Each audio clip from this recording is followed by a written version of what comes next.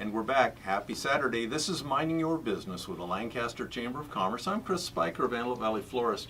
Aaron Goldstein, co-host. How you doing, buddy? Pretty good. How are you? Good. You ready for the new year? I'm ready for the new year. Hey, who's our final guest of the old year? Our final guest of 2016 is Jason Hartson Jr. of Snap-on Tools. Hey, Jason. How you doing today? Wonderful. You and I met at Mies Car Audio. Mies Car Audio. Yes, sir. And you're out there with the Snap-on truck. Yes, sir. And the truck was all lit up and all polished and everything. Nice and pretty for everybody. It was a great part of the show. And I resisted going in that day because I knew we needed to do an AV Nice video about you, your business, and your story, because I understand you're a veteran. Yes, sir. Yeah. So it's a great story. So today we're going to shoot a little video after the radio piece about walking through a Snap-on truck. That'll be fun. How did you get into the Snap-on tool business? So when I got out of the Army, I started working at Smart & Final. And before I had joined the Army, I knew a guy named Kyle. I met him in Ana Verde, Palmdale. And we were building his Honda CRX. And when I got out, I'd every now and again go over to his house and do some yard work for him. And while I was doing his yard work one day, he asked me if I wanted to go on the truck with him. So I started doing ratchet repairs and screwdriver repairs for him, and then Wait a minute. Repairing a screwdriver? Yes. So if somebody breaks the tip off a screwdriver, Yeah. or strips it out, we put it in the vise, pry off the handle, and then hammer the handle onto a new blade. So it got to the point where he'd hand me a tool, have me read on it. What's the feature? What's the benefit? What's going to make this tool worth this mechanic's time? What's it going to do for him? Is it going to make it easier for him to work? Is it going to make his time more efficient? Wow. And selling a tool has to make sense. We're not out there to sell junk. We're out there to sell people tools that's going to make their job faster, easier, more efficient, and make them more money. So the route ended up getting a little bigger than we expected, and we ended up splitting the route into 2 trucks. And he asked me if I wanted to run it, and here I am as the store manager. So the franchise owner's Kyle DeSantis. He has myself as the store manager, and then Brian Kriz is running the Tehachapi and Roseman portion of the franchise. And That's the whole region. The whole region. So your store is your truck. Yes. Gotcha. We're a store on wheels.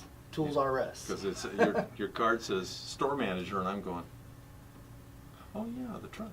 Yeah. So Brian will call me if he has any questions, and if I have any questions, I call Kyle. It's kind of like a military chain of command we've got going on. Yeah, well, that's a system that works. Absolutely. So you have a route, Yes. and do you visit people every week or as needed, or? It's every week. So Monday, say I have 24 shops to go to, and then Tuesday, 36 shops to go to. Really?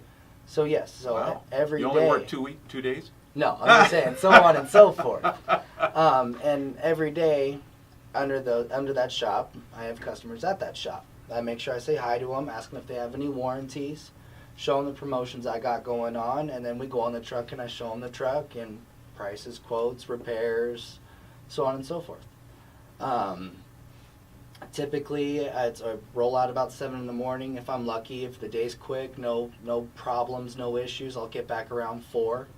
On a normal day where there are some questions, comments, and concerns and some big sales, I might get home at like 6 or 7.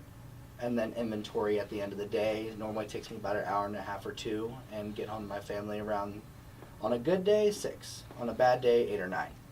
So. Sometimes bad days are good days. Oh yeah, no doubt. That's the thing, is this is the first job I've ever had to where if I work 16 hours, I don't go home and complain. I go home, eat my dinner, and go to bed. You're one of those lucky folks who get to work close to home. Absolutely. I drop my truck off literally 2 minutes driving distance from my own home. Hopefully it's in a barn or someplace where it's pretty safe. Oh, the truck is beyond safe. It's got 3 locks and an alarm system on it. So no matter where we park it, she's safe. Yeah, because that would be like, Yeah. pretty good target. Definitely. It's a rolling billboard, as we call it. Rolling store, rolling billboard. Yep. How long has Snap-on Tools been around? Since 1920. 1920 is when Snap-on came around. I bet it was developed by a mechanic. To be honest, I'd have to look that up for you. He said, you know, I'm making my own tools, or I need a better hammer or something. Hey, I could sell, you know, instead of working a hammer, I could sell 100 hammers a day, or wrenches, or... And a little fun fact for you, the way Snap-on, the name came about was before, if you wanted to use, say, a socket, you had to grab each individual one on its own separate handle. It was fixed. So the founder of Snap-on actually made something you can snap onto with interchangeable pieces. One handle. Hence the name Snap-on. He made himself a lot of money. He also saved people a lot of money. Save people a lot of money and time. Yeah, because now they have one tool Right, that everything fits onto. exactly. Wow. Efficiency. Snap-on runs on efficiency. Okay, so another question, you probably have the answer. How many tools are there in the Snap-on world? There cannot be a set number, and let me tell you why. Snap-on, they have their franchisees, they have their franchise managers, they have their engineers, and many other positions. Every day Snap-on's making new tools. Wow. Let me give you a number that I do know. There are 32 different wrenches in one size. I can't recall what size it was, but say it's a 3/16 wrench. Yeah, There's 32 different styles to that one wrench. because of where the head is or the nut is, or... Right, whether it be a 6-point, a 12-point, 15-degree offset, S-shaped, U-shaped, ratcheting, short, long, fat, skinny, Yeah, and we're not talking about. Never mind, I'm not going to go there. it is rocket science. It can Yeah, be. Yeah.